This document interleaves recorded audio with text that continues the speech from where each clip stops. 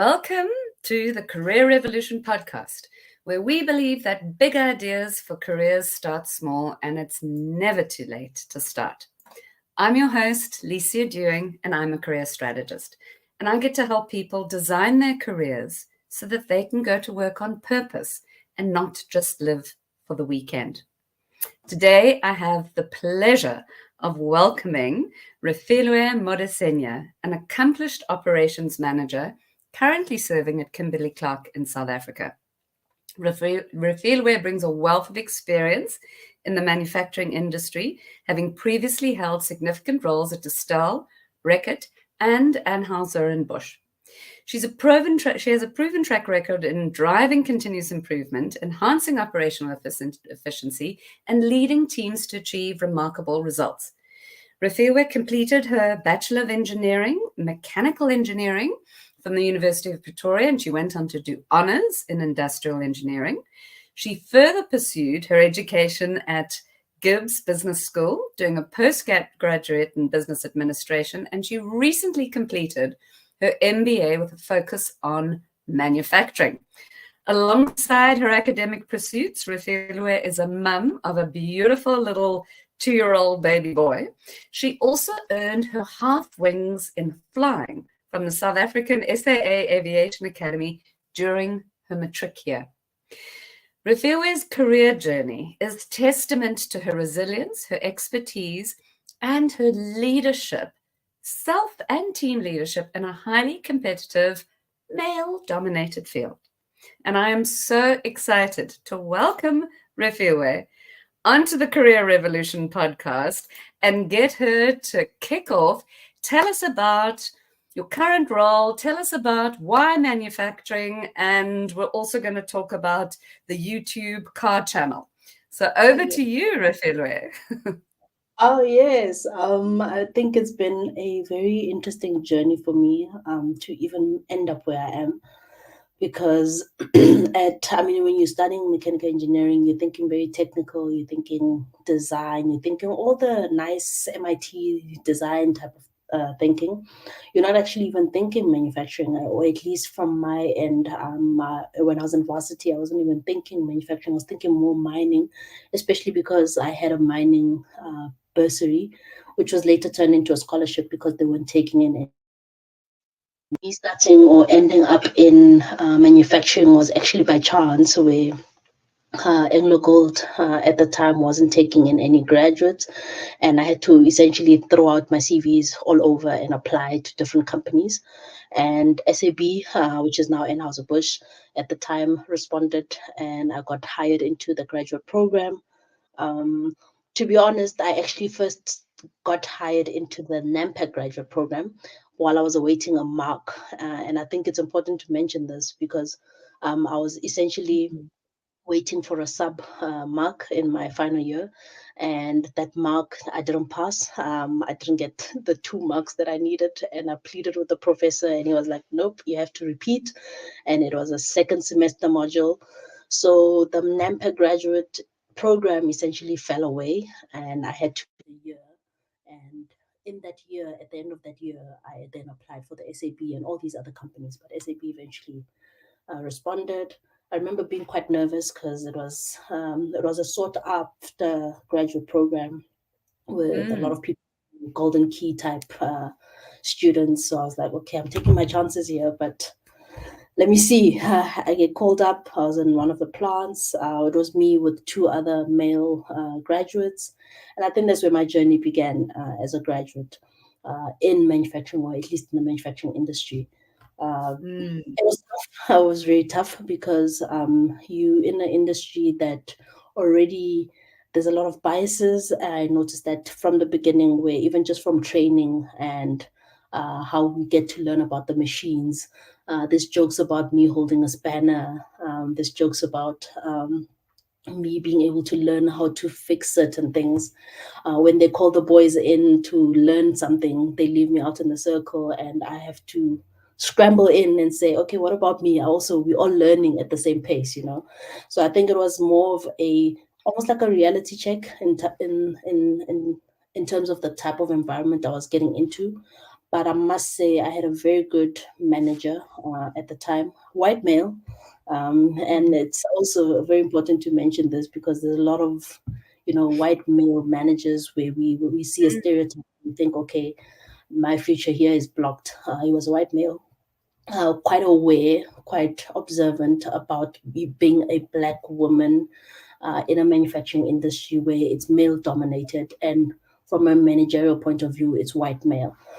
He played a very crucial part in my career because after the graduate program, I entered into a shift role where I was managing a team of operators and artisans, and I struggled in the first few months trying to get the buy-in from the team. I was the first female shift manager, and it was almost like having to prove that I belong there, having to prove that I wasn't just put there because I'm a quota hire.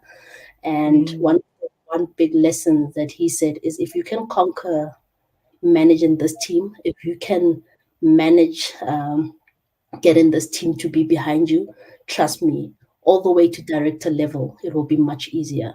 And it was a very big lesson for me because it was tough. I wanted out. I told him I'm done.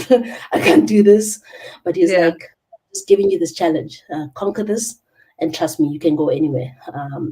And I had to learn how to buy my team, show them that I know just as much as they do. But at the same Mm. time, I'm also willing to learn from them. So learning from people who had been there for 34 years operating machines, I wasn't even 30 at the time, getting them to buy into you being their leader. Also managing young people and also learning to get them to also believe in you because they used to having senior leaders was very important Mm. and very crucial for my career onwards because how I managed to learn how to deal with people at that level is honestly what I still use currently as a manager of a department.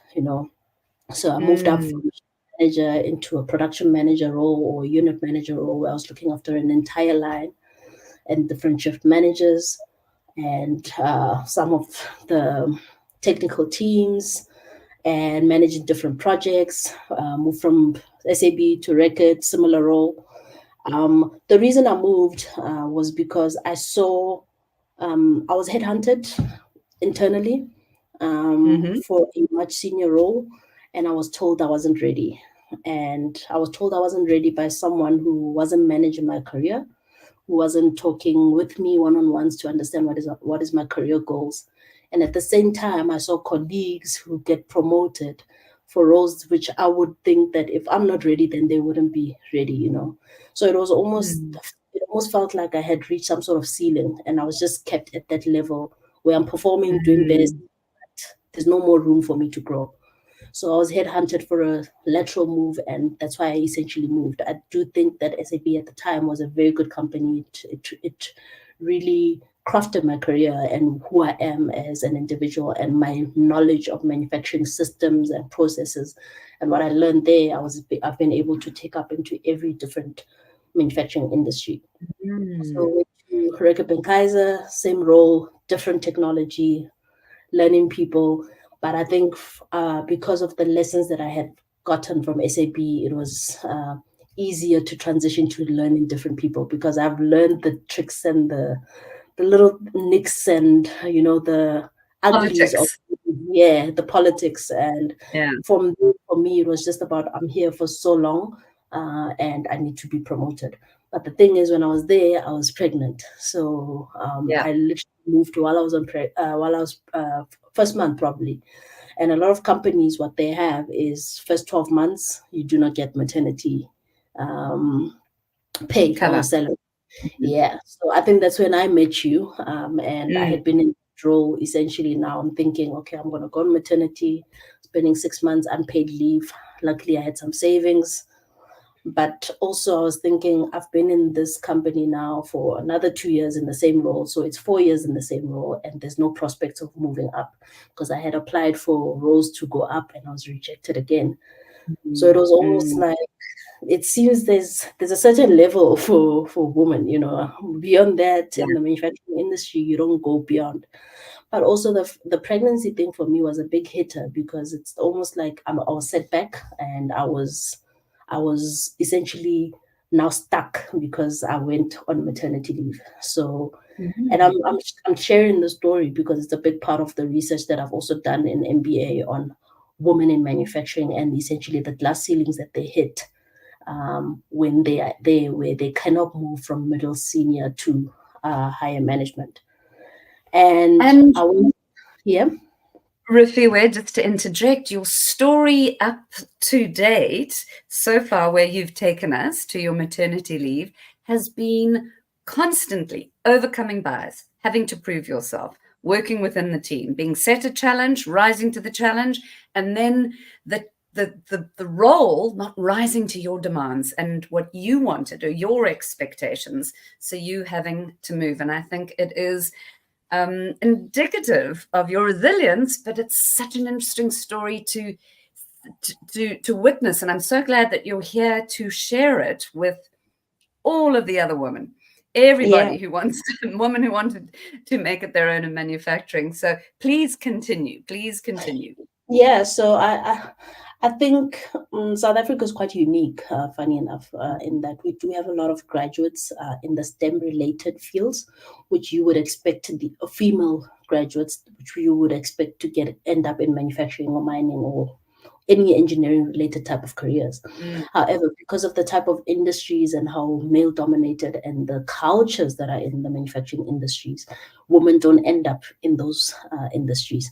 And if they do, they want to leave, which is the point where I was at when I came back from maternity. It's either I get into a role that is less manufacturing, more consulting type, where I can mm, go home, I can sleep, and I mm. don't have to worry about a production line over 24 hours, or I don't have to worry about having to prove myself. So I was like, okay, maybe I might look for something in a commercial role because manufacturing is clearly not made for us. Yes. So um, And this at the point where you're juggling shift work and a baby. luckily, Well, when I had you my know, baby, I had now moved into a production manager role. So now I manage people who were on shift. yes. Okay. So it was, yeah, luckily I was out of that. So I think I would have gone mad. Yeah, Yeah, exactly, yeah, exactly. Yeah. yeah. So, but at that point, I had finished now my honors in industrial, and now I'm looking. And the reason I did my honors in industrial, I was like, okay, mechanical, very technical, maybe the reason I'm not getting scouted for different roles that are outside of manufacturing. Mm. Let me do something more commercial, but still within engineering. So I did industrial honors, and I didn't like it. I found it quite boring, to be honest. But yes, I did it, got it out the way. Um, Essentially, I was looking to into a continuous improvement role. I had applied Yes. at Red Hat. I didn't get the role, but I got poached or scouted to go into Distal for the continuous improvement management role. Like Yes. um, at the same time, though, I had built a very good relationship on the side. I think while I was at Record, I learned to network, which I hadn't learned before. Network with different business Mm. leaders, let them know what I'm about, let them know Mm. what I'm delivering, what I'm doing, so that I don't just rely on my manager. I rely on other senior business managers that know what I am about, what I want to Mm. achieve, what I want to do. Unfortunately, when I decided to leave and having built that relationship, it was almost a toggle between, okay, do I stay because I've now built this good relationship, or do I Yes. leave because I've also had a goal for myself to say, I can't stay for people, and I've been applying, I didn't get it. So let me move for greener pastures, so to say. Yes. Move to this style, Yes. continuous improvement, role I've always been thinking of doing because I've been trying to get away from operations, Mm. and I was looking after three sides. Um, um, but I think I felt out of touch as much as I was good at what I was doing because I knew what I was doing, but I felt out of touch in that I didn't have the same type of desire and drive that I had when I was in operations. And I realized Mm. that I was running away from operations because of how tough it is, and I was going into a Mm. continuous improvement consulting type of role because it's easier for me, and it will make life easier for me where I don't have to constantly have to fight these biases. And Mm. when I was actually, I was scouted again for, can't think of the right word. I'm using scout because I was talking about sports with someone, but I was scouted again for this specific roles that I was in. And I told the recruiter that I'm not sure. I've been trying to run away from operations, and you're asking me to come back into operations. I don't know if that's really what I want to do, but you know what? Let me give it a go, because currently where I'm at, I don't feel like I'm adding value, as a continuous improvement manager. While I'm doing well, while I'm showing meeting KPIs, I don't think I'm adding value the way I should. And I went through the recruitment process and got into Kimberly Clark. And I must say, it's actually the one company where I've come in and I felt like, okay, this is finally home. This is what a company is supposed to be like. A company that Mm. talks and walks the talk. Like, it's Mm. when they talk about career development, when they talk about investing in people, when they talk about investing in women, when they actually mean it, and they actually go out of their way to ensure that whatever they said in the interview, whatever they buy, whatever they were selling is actually what it is. Mm. Notwithstanding the high pressure that comes with the role, I think we in a business Sure. that is very tough as well, that needs to deliver on results, and my department is very big in that sense, and that we look after. Actually, our profit currently is one of the reasons the SSA business is making a profit. So it's still very high pressure. But what I liked about it is, Mm. although I'm still in operations, and with the high pressure, with the calls, with the lines running 24/7, I'm in an environment where I feel like I can grow as a leader in manufacturing, and not feel Yes, like me being a woman is a hindrance. And I think that's what is a I've loved hindrance. so far about this company. Yeah. So, despite it feeling like it was a sideways move because you wanted to get away from operations, it was exactly the move that you needed to make because it was in the right environment. Yeah. So, if we were to go back to the earlier part of your career and had Kimberly Clark had have intersected then, your feelings, would you say that your desire to leave operations probably wouldn't have been so urgent because you would have felt, as you say, that inclusivity, there wouldn't have been so much bias, and there would have been support for women within manufacturing? So it really was not the industry, it was the culture that was a No, total definitely. misfit. Definitely, I would definitely say that, and I think even my research is literally that, where I've interviewed a Mm. couple of women, and they literally, and I had to constantly have to check myself not to confirmation bias myself, where I'm talking and Yes. interviewing women, and I had to check, because what I've seen is we're passionate about the industry, just like any person would be passionate about the type of industry that they grow up in or they Mm. enjoy, and we Mm. enjoy the work. We enjoy working with people. We enjoy growing people. We enjoy also just the projects, the technical aspect of it. However, Mm. the environment where you have to constantly have to prove yourself, have to show that you're not just a quota hire, where you're not always building up a whole lot of qualifications. I mean, all the 14 women that I've interviewed, they're engineers. They either have MBA qualifications or they're working towards qualifications. So it tells Wow. you that there's this drive to constantly have to prove and get qualifications so that you Mm. can get to a certain state. But Mm. if you look at the leaders within manufacturing industries, I mean, their qualifications probably are either undergrad. Yes, you have some with MBAs, but at the most, if you look, it's more experience than it is qualifications. So women Yes. are constantly having to over compensate so that they can be Mm. seen. To say, I'm raising my Mm. hand. I'm in the industry. I'm getting the experience. I'm even getting more qualifications. So see me, see me. Yes. I want to be here. But if you're not Yes. getting seen, women are just like, okay, maybe this isn't for me. But my fear Mm. is when you say this isn't for you and you go away thinking you're going to a commercial space, it's not so different from what I Mm. understand. And this is Mm. maybe more anecdotal. We're speaking with different women, but the Mm. the the biases are everywhere. So you need to Mm. figure out how do you make it work in this industry, And also, industries need to start changing in such a way that they are more accommodating to women and making it simpler, or rather more making it workable for women to be in those industries.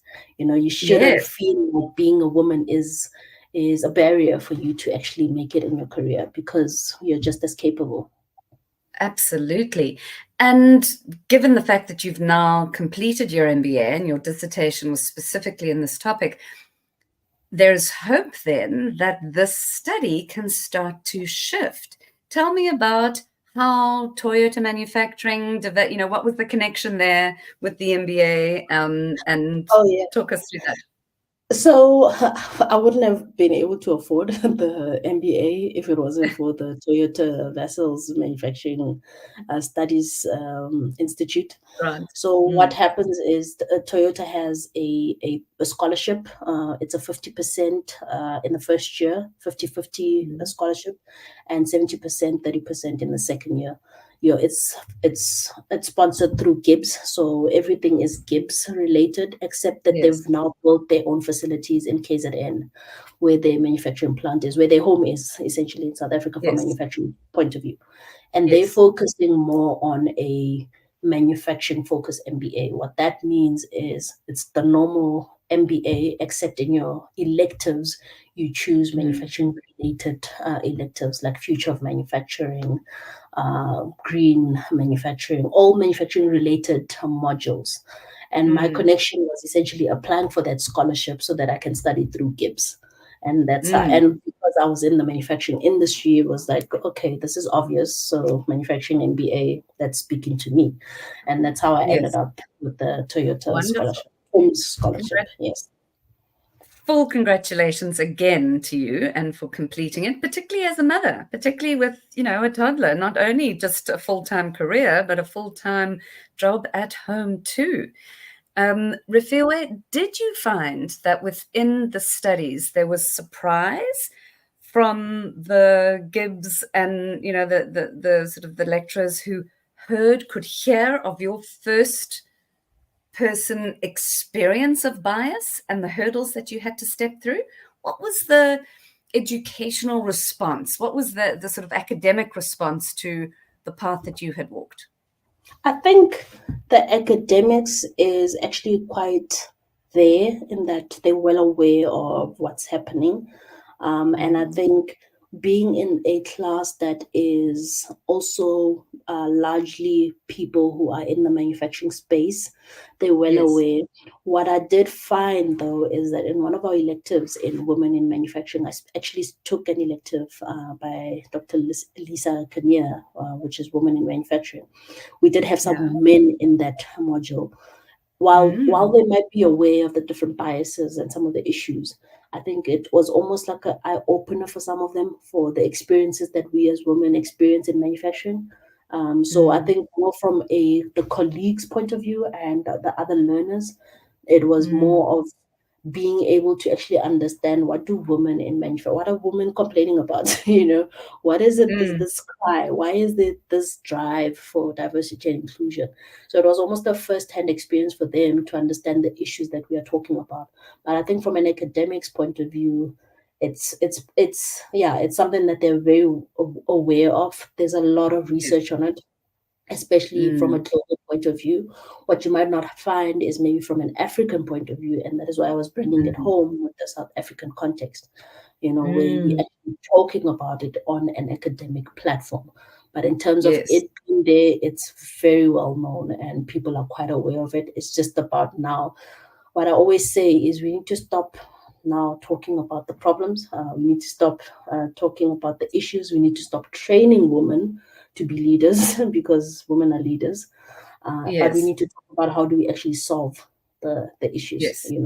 That's the Focus on the conversation. That's where the solutions. conversations need to. Yeah, what are the Mm, solutions? We know the problems are there. What are the mm, solutions that we're coming up with now? mm. Absolutely. I want to talk about your brand online and on LinkedIn because you have a very strong voice and that voice has been carved through the obstacles, the bias, and the friction, and it's developed this incredible resilience. And when we met you, as you said, you were just on your maternity leave, you had some time, you were at home. Luckily, you had some savings, but you were also very disillusioned with how the operations sector would, the manufacturing operations would support you. And I love that you've been able to go back in at the right company with the right culture, because you deserve that. You deserve to be Thank you supported so and much. to be in the space that you enjoy, that you have such proven expertise at. But going Thank you back to so your brand, I know that when we did some of our work together, one thing that came up was your absolute love of fast cars, your love of cars, your love of vehicles, your love of how the engine works and everything about it. I know it's completely outside of your career, but talk a little bit about how the YouTube channel started, and the once again very few women within the sort of the car Yeah. industry driving cars, and there was Refiloe. And yeah, I love that you go to car shows and that you're an invited guest. Your brand precedes you, my friend. Yeah, no, thank you. I've actually even quietened down on that because, yeah, I think, let me tell the story essentially. Yeah. So I think it was just to your point where I was talking about that I enjoy cars, I love cars. And I think it almost came more from a challenge of being more present online. And I was like, Mm, okay, being present online, what would that look like? And I used to watch this car wow show, YouTube, Matt reviews cars, and I was like, I haven't seen a woman do it in SA. Or at the time, I hadn't. Only once you get into the industry and you start seeing other women that are actually in the industry, you know.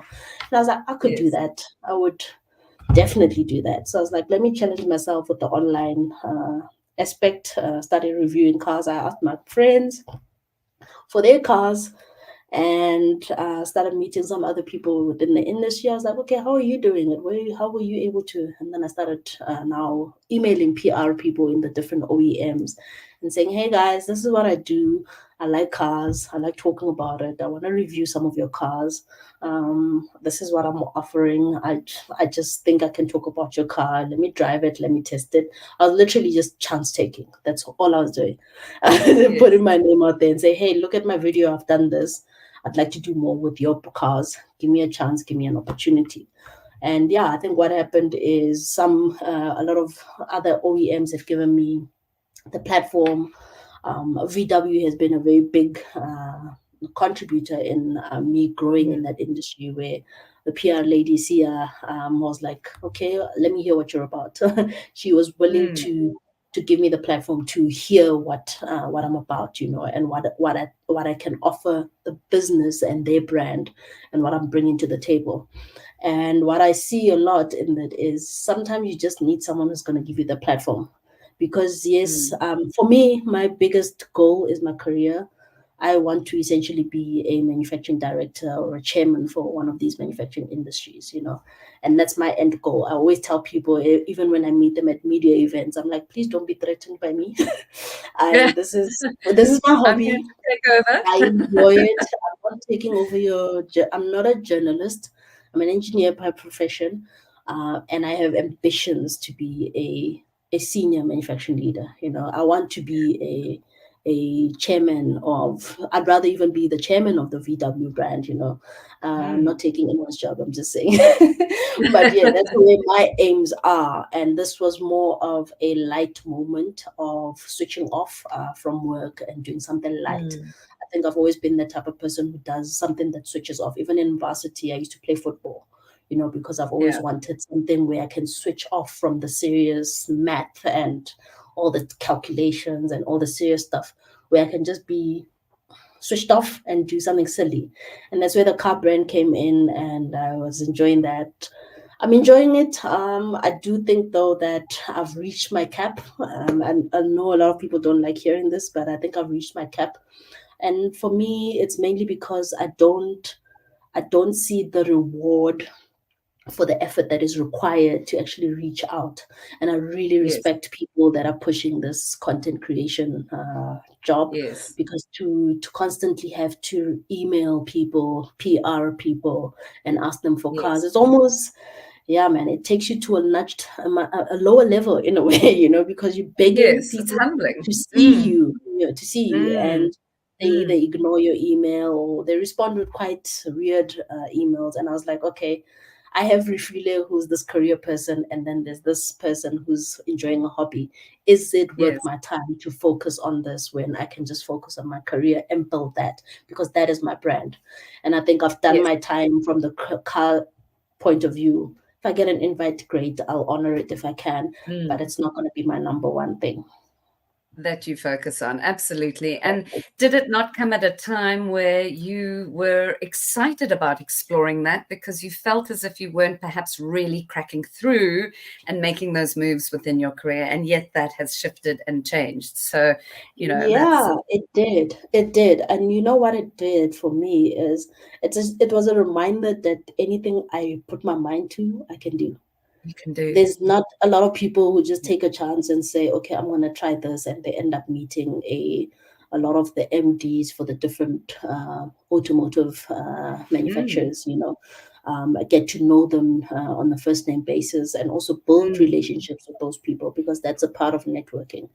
And I think yeah. a big part of my career is realizing that from this level onwards, for me to grow, it's about the people that I know, but also Mm, about the work that I've done, making sure that the work that mm, I do it well, I excel, and there's no question about who Refiloe is in the business or in a career. mm, When people talk about me, they talk about how well I've done. But at the same mm, time, they know the type of person I am. Because when you build networks, people like throwing the words building networks. You don't build networks yeah. by just knowing the person. You also actually Yeah. have to get to know the person on a deeper level, so that when they Yeah. think about you and when there's an opportunity, they're not thinking, who do I call? They're like, oh, okay, Refiloe, we trust your opinion. Do you know this? Mm, Or are you available? So that's what mm, building networks is, not just knowing people at different companies. It's about actually building genuine relationships with people that are going to be part of building your career and mm. opening opportunities in different levels. And for me, the big thing is at Kimberly Clark, that's what I feel like I've done, and I've been given the platform to actually do that, where I feel like I can Yeah. grow and I want to grow in this company. Yeah. Yes, yes. Now you shared some tips or advice for us when prior to the getting into the studio about, career revolution tips, standing your ground, showing up authentically. Let us give some practical examples. How does that work? I mean, it has been your story. It has been what Sure. you have had to work against, and the friction of being a woman in manufacturing. You just had to claim your space, and as you say, push yourself into the groups to find out what is the information that they're excluding me from. What Yeah. advice do you have moving on from that? What kind of practical steps can you extrapolate and share for our listeners? I think for me, the biggest thing is know who you are. Know who you are as an individual outside of your career. Know what you Mm, want to achieve. As me, as a refueler, I know this is the type of person I am. And it mm, will allow you, when you're in a workspace, not to compromise on your values, not to compromise on who you are as an individual, and also be someone who wants to do well. If you want to do well, you will work hard at doing well. I think a lot of the time or at least what I've seen in, especially in the manufacturing industry, is people expect things to be done for them, in that people expect things to be easy. And what I've learned is you have to figure out things by yourself. Yes, you must ask for help. Don't be some superhero. It doesn't help. We all work within a context of a team. But mm, be able and willing to at least push to a certain level where you get stuck, then you start asking for help. But if you're always mm, just sitting there waiting for someone to help you, you don't get to learn what things are about. You don't get to mm, figure out what are the things that you're good at and what are the things that you're not good at. So when people put you in a challenge where they ask you to do a project, do the project as much as you can. Find information from different people. And when you're stuck, say, hey, I'm stuck. Be also bold enough to know when you're stuck. But yeah, I think the biggest thing is knowing who you are, knowing what you're not willing to compromise on, knowing what it is that you want to achieve, and also know when you have to stop, you know. Mm. Mm. Know when you need to stop. Sorry, I'm in a video, someone was coming in. Sorry about that. Yeah, No so problem. know when to push, when to actually say I'm willing to stop at this level, and from here Mm. onwards I think I need to go to something else. If it means a career Mm. change, that's what it is. I think there's Mm. also strength in knowing your limits. So if this is too much for Mm. you and you can't do it, it's okay. You haven't failed. You know, you just Mm. need to look at and realign yourself and say what it is am I good at and what am I strong at. Absolutely. And I'm going to add to that, because I know this is what you are so attuned to now, is listen carefully on that interview when they set out some glossy, the glossy brochure, when they present it to you, listen carefully, pay attention, and hold them accountable. Yeah, Because that's what you did. That's what you did when you were told, come here, this is it. And it didn't translate. You said, yeah, this is why I need to leave. So is there anything wrong with moving frequently within a short period of time? Absolutely not. Is it important to do that so that you can move forward and build your career and gain the experience? Completely. And did you do it with absolute grace, professionalism, and always to the betterment of your career identity and brand? Yes, because you authentically said, the reason why I'm going is because this is not what I thought. This is not the yeah. place that I imagined. Yeah, I think that's a very good point that you're raising, in that when I think there was a big fear in that, okay, would someone look at me and say I'm always moving? But if you actually look at it, Mm. I've never spent less than a year, because I think it's about giving the company and the organization an opportunity, giving your Mm. managers and the people around you an opportunity to help you grow, and also not being too quick-witted about wanting things to happen, you know, but Mm. knowing your limits, essentially, knowing Mm. when you have reached the limit and there's no longer growth for you, and it's no longer healthy for you to be in that type of space, you know, Mm. because who you are doesn't allow you to be in that space. Mm. I love where you're at in your career journey. I think it is so exciting. So many people, so many young women are going to be listening, watching, and tuning in to the revolutions that you've shared that have been so heartfelt and authentic. Thank you. Thank you for your time and for coming on here. You found your calling. I love that you're able to say, I want to be the chairman of VW South Africa. It's so clear. And Refiloe, it's an absolute, for me, the biggest pleasure to watch you from the side and see the growth and the development. That's all on you. It's all in you, Thank and you it's so all much. about you. So thank I you for your really time. appreciate it. Thank you. Absolutely. Thank you for being here. And to everyone who's listening, there'll be loads of information to follow Refiloe, whether you're listening on LinkedIn and catching this on the LinkedIn Live. If you're on the YouTube channel and you're watching, there'll be opportunities to click in the description box and stay close to Refiloe, because wouldn't you want to know the future chairman of the VW Group Oh, now? Kimberly Clark, South Africa. Or Kimberly Clark, South Africa. Absolutely. Yes. Um, let's not, or any. Well, this Any manufacturing industry. it's a Yeah, manufacturing. Yeah, exactly. Who's going to fill this the box? Let's look to the world to sure. see who's going to stand in. Thank you So so much, super Lisa. exciting, Refiloe. Wonderful to have you here. And to everybody who's listening, finding your calling is possible. Surrounding yourself with people, ideas, and experiences that shift your thinking, that's revolutionary. And what's on the other side of possibility? Huge opportunities. If you enjoyed this episode, please make sure to subscribe. Don't forget to share your thoughts in the comments. And until next time, imagine, what could you do if you did something about all that you imagined? Thank you so much, and bye-bye.